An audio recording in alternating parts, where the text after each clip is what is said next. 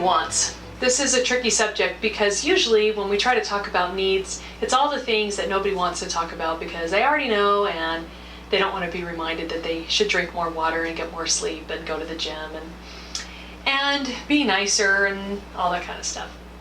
But when we really understand, I think really internalize that needs are really where it's at, that we do have some genuine fundamental needs and that meeting them brings joy, then we have greater motivation to fulfill them. We talked about, we want to diagram how we increase our power. Now, we want to define power. You might define it in the world by saying that power is influence, whether it be through force or inspiration, through force or freedom. But I think the proper definition, God's definition, would be influence for good. So power is influence for good. So how are you going to increase your power? How are you and I going to have greater influence over ourselves and if nothing else, just our home environments? Well, the way that we have to do that is have discipline over time. Like an equation, you could put discipline over time equals power. Well, what is discipline? Discipline is strict adherence to true principles. It's when we do it. We live the law, live the law, live the law. We do that over time. We have increased power and increased influence. So the work in this sense is doing those tasks necessary to discipline ourselves. And if we want it to have positive impact, if we want to have power for good, then we're going to have to use that discipline. We're going to have to do the work tasks that fulfill real needs, that fulfill the real needs in ourselves and others. We can't go around handing out candy and expect everybody to be thin and healthy. So you can have impact in lots of different ways, but if you want positive impact, you've got to fulfill needs, your own and others. In The Power of Full Engagement, Laura and Schwartz talk about moving forward in our lives, becoming better people, becoming healthier people. He says, it's impossible to chart a course of change until you're able to look honestly at who you are today. In the next stage of our process, their process called Face the Truth, the first question we ask clients is, how are you spending your energy now? Each of us finds ways to avoid the most unpleasant and discomforting truths in our lives. We regularly underestimate the consequences of our energy management choices, failing to honestly acknowledge the foods we're eating, how much alcohol we're consuming, what quality of energy we're investing in our relationships with our bosses, colleagues, spouses, and children, and how focused and passionate we really are at work. Too often we view our lives through rose-colored glasses, painting for ourselves as victims, or simply denying to ourselves that the choices we're making are having a consequential impact on the quality, force, and focus of our energy. So they want to move away from a model that says we need to manage time to a model that says we need to manage energy. And they talk about the 4 fundamental types of energy: emotional, mental, spiritual, and physical. And we want to increase in those capacities. And we have real needs there, real needs in all of those areas. And so they said process always starts with being honest about where we are today, which is why this month we look at what are my real needs. And we start being honest. What are my real needs? And I need to pick one and look honestly at how I can better fulfill that need, because it's a real need I have, and I'm lacking in quality of life as long as I lack in fulfillment of that need. Now, this makes us look at things differently. In their book, they talk about the old paradigm and the new paradigm. The old paradigm was manage time. They say manage energy. The old paradigm was avoid stress. The new paradigm says seek stress. We used to say life is a marathon. It's really a series of sprints. Downtime is wasted time, or downtime is productive time. Rewards fuel performance, or purpose fuels performance. Self-discipline rules or rituals rule. That doesn't mean you're not self-disciplined. It just means that instead of just trying to force yourself to do everything, you put habits and behaviors into your schedule that allow you to have that self-discipline because you just follow your schedule. And then it says the power of positive thinking, the power of full engagement. So that's their chart about the fulfillment of needs and what elements we need to change our thinking about. They talk about the importance of seeking stress and relaxing, that's how growth happens. We'll talk about that in another lecture. So Adler says that needs are desires so basic that they exist without regard to what is offered in the marketplace and without an individual's comparing his own condition or possessions with those of others. No matter whether or not somebody is selling water, you need it. No matter whether or not there's anybody to be friends with, you still need them. The need exists whether or not it's available to you. In contrast, wants are desires that are induced by what is offered in the marketplace and are augmented and intensified by an individual's comparing what he has with the possessions of others. Needs are absolute, wants are relative. And then he goes on to say that needs may or may not be consciously felt, whereas wants are always consciously felt. Almost all of us want things we do not need and fail to want things we do need. So our needs are never misguided. They're never wrong for us. If it's a legitimate need, it should be fulfilled. And it's always going to be what's right for us, although we may not always be thinking that that's what we need. There's a lot of data about how one of the reasons why we have an overweight problem today, not just that we have, a prosperous society, but one of the problems is that people don't understand the trigger mechanism in them anymore for drink. They drink a lot of things that actually dehydrate them rather than hydrate them. And often what they're feeling is thirst and they think it's hunger, so they overeat instead of just drinking water or something that will genuinely quench the thirst. So that's a need that isn't consciously felt, but still exists. And when it's not met properly, then things get out of order. Now Adler lists a bunch of goods. Several goods. Or needs. I'm gonna touch on his really quickly. He says there's needs. Our body has needs, physical health. We have financial needs in the marketplace and having our own money and a little more. Political needs. We need to have peace in our society. We need to have equality of status. That's social good or need. Personal associations. We need relationships and love. Goods of the mind, so we need intellectual virtues, and goods of character. We need temperance and fortitude and justice. Now I want to add 3 needs or goods to his list that I feel that in my experience, if they are not met, the maximum life fulfillment does not happen for people.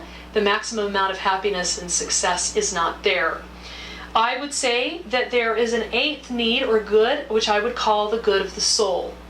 That our soul, we have a spirit that needs to be fed, and it needs a connection with a supreme being, and it needs an understanding of who we inherently are outside of our physical frame.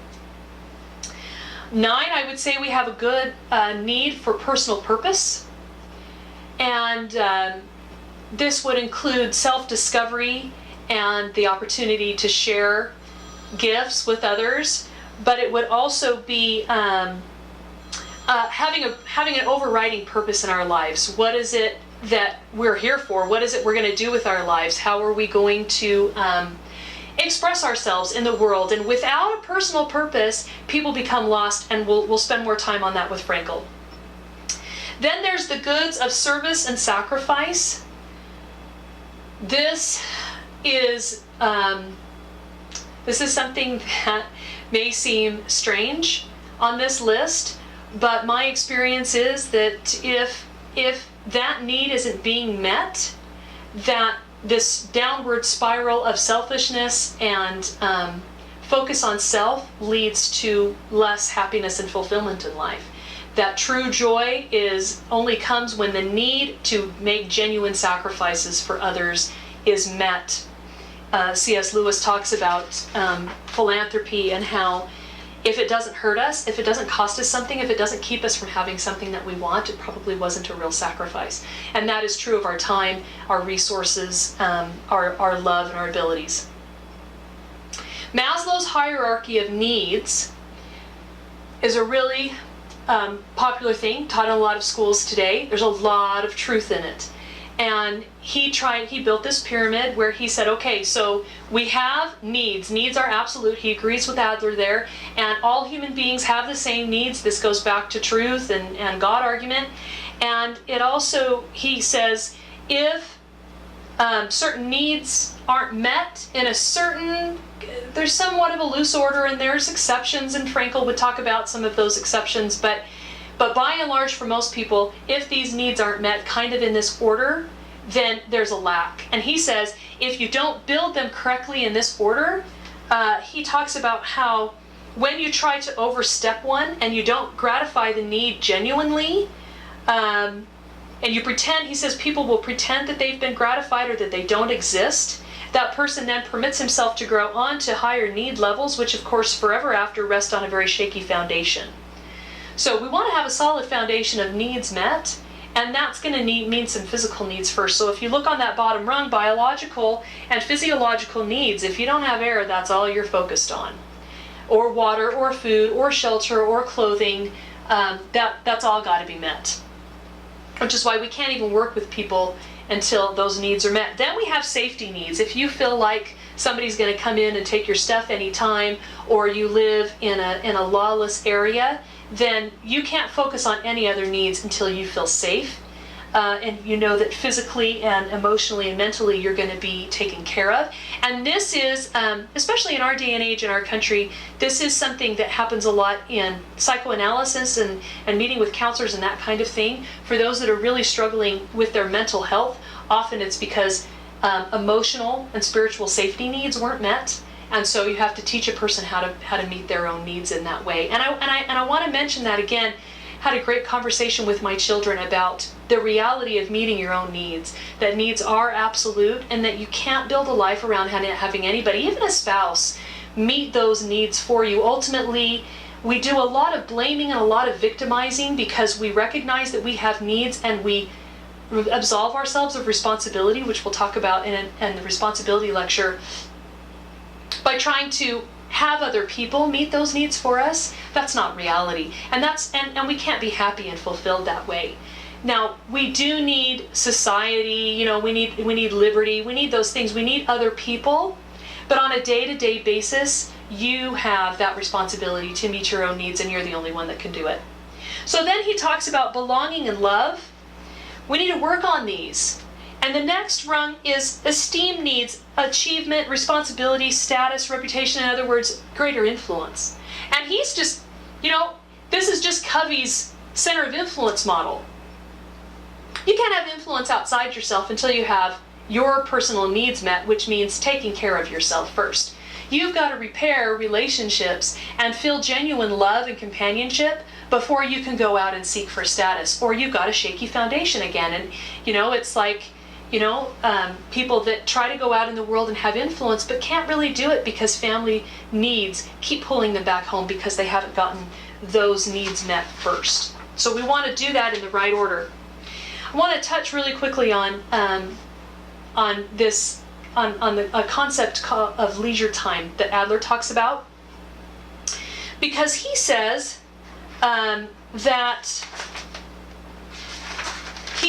the good or happy life is a life lived in the cultivation of virtue. Another way of saying this is that a good life or the happy life is concerned with leisure. The good life depends on leisure, but it depends on labor, but it consists of leisure. Leisure activities are the constituents of happiness. This is something that doesn't get talked about hardly at all, and it's on Adler's need list. It's on my need list. We have needs of leisure. There's certain activities that we have to discipline ourselves to take time for if we're going to be happier and more fulfilled. So he divides the day up. He says there's sleep. He says we all need sleep. It's a need. He combines sleep with all the things to maintain the physical body. Exercise, eating, that kind of thing. He gives it 8 hours. I'm going to give it 10. I'm going to say we went to the gym and we showered and we cooked healthy meals, and it took us 10 hours to take care of those physical needs in a given day out of 24. Then he says we need work. So we need food and shelter. That means we have to get paid somehow to do what we do. So we need work. And he gives it 8 hours again, but I'm going to give it 10 because you may have a longer commute. You may have to work late sometimes. Then he says, okay, so then we have free time. If we're not working and taking care of our body, then we have time, free time. So there's two kinds of free time. There's play, which is recreation, amusement, pastime, all ways of killing time, he says. There's the first kind, which is a healthy kind, which is biologically rewarding. This could be sports, this could be exercising the body, vacation, recreating. Those are good, healthy pastimes, things to do. If they're genuinely rejuvenating, then they're a good thing to do, but in moderation, he explains later. So then, the second one he calls pleasure seeking. Many of the obvious disorders of human life result from improper understanding of the order of these parts. So when we have free time, we can just, spend a little bit of that time in play, real good play. And if there gets to be too much of it, or if it becomes pleasure seeking, then he says it's distorted. For example, he says, sleeping for its own sake, which is at least neurotic and at worst suicidal. Working as an end in itself, which is a complete perversion of human life. Working for the sake of play, which is certainly a misconception of leisure. For free time as time to kill is in pleasure seeking. Play for its own sake in order to kill time or escape boredom is as neurotic as sleep for its own sake. Now, Dewey agrees with him, and John Dewey, and I, in the Principles of Liberty course, I talked about him, and I do this periodically, that I quote someone whose worldview I do not agree with, someone who I think was off some of the time, but when he talks about education, he has some really great things to say. I think he's right a lot of the time, and he agrees here with Adler about this idea of perverted play, distorted use of free time. He says that he's talking about little children, and he says that they play, but when the play, as they get older, it takes longer to complete a task. It might take several hours, and then a day, and then a week to complete something, and that becomes more and more like work. And he says, but the difference between healthy work and what he calls drudgery is when it becomes a forced activity. He says it's not carried on for any significance attached to the doing. So when you go to work and it's not intrinsically rewarding, you don't enjoy doing it for its own sake. You would never do it if you didn't get paid. It becomes drudgery. Whereas something approaching drudgery, or the need of fulfilling externally imposed tasks, the demand for play persists, but tends to be perverted. So if you don't have any inherent enjoyment in what you do for your work during the day, and you're only doing it to make money, then you still have this need for play, but it becomes perverted. The ordinary course of action fails to give adequate stimulus to emotion and imagination, so in your free time, there's no imperious demand for stimulation. There's this imperious demand for stimulation by any kind of means. Gambling, drink, etc. may be resorted to, Dewey says. Then he says, or in less extreme cases, there is recourse to idle amusement, to anything which passes time with immediate agreeableness. So when we don't take pride in what we do at work, and when we sign up for work that becomes drudgery to us, we have this need for recreation, and our play either becomes just idling away time, just spending time, and we'll talk about this more in our responsibility lecture when we talk about the problem of time, but also in extreme cases it becomes very perverted. And if you look at our culture, it's easy to see some video games that are turning really bad, and movies that are turning really bad, and addictions and unhealthy behaviors in every direction. And this is a key component of the misuse of time, because people don't understand that they have a need for leisure, and they're not meeting that need properly, and they're not expanding their minds and seeking truth like we want to do in this, in this education for real life. And so these needs aren't being met. Work is a drudgery, and so they play, and they're unfulfilled at work, and they're ultimately unfulfilled in their play and become less healthy rather than more healthy. This is how he describes leisure time. Such things as thinking or learning, reading or writing, conversation or correspondence, love and acts of friendship, political activity, domestic activity, artistic and aesthetic activity. Just think of that list of things. They are not work, and they are not or seem not to be play. But leisure consists of those intrinsically good activities which are both self-rewarding and meaningful beyond themselves. They can be both good things to do and good in their results, as for example, political activities. The activities of a citizen are both good in themselves and good in their results. The results of leisure activity are two sorts of human excellence or perfection: those private excellences by which a man perfects his own nature, and those public excellences which can be translated into the performance of moral and political or public duty. In other words, there are some things that we can use our time to do that's completely a choice, and they're good in and of themselves. They're enjoyable to do no matter whether or not anyone's looking, and whether or not you get paid. To learn languages, to read books, to practice an instrument, to play with children, to babysit the neighbor's children, to send humanitarian packages across the world. Those are activities that are intrinsically rewarding. They have their own natural reward, and it is our makeup letting us know, our mind and our soul telling us, good job. That was a good thing for you to do. And guess what? They always bless the world as well as us. They end up having their own value in the world as well as for us personally. Now, people will say they don't have time. And you and I know that's silly. You know we have time. It's just a choice. It's a choice to turn off the TV and learn a language instead. It's the choice to better ourselves, and it's tough. It's tough because our nature is to be sedentary and not challenge ourselves. But that is why Adler said leisure activities are where happiness is. Because you're doing things that grow, that make you grow, cause you to grow, cause others to grow. If we break this down really quickly, if we were to say in any given day, work day, 5 days a week, you have 20 hours is work and sleep, okay, 4 hours left. 4 hours. Now at our house we take 1 hour. And it's not even every day. But we try to go 7:30 to 8:30, that's when most of us can usually be around, and we try to do something together cultural. We practice violin, we read Shakespeare, we listen to books read aloud, we do puzzles, we draw and practice our drawing, we play with the globe, we do all kinds of things that better us as individuals, and they create more unity. Now, if you were to say that on the weekend you have extra sleep and around the house tasks, you have an extra 48 hours there where you probably don't work, let's say 20 of them are gone. You're still looking at 40, even if you say 28 are gone, you're still looking at 40 hours a week.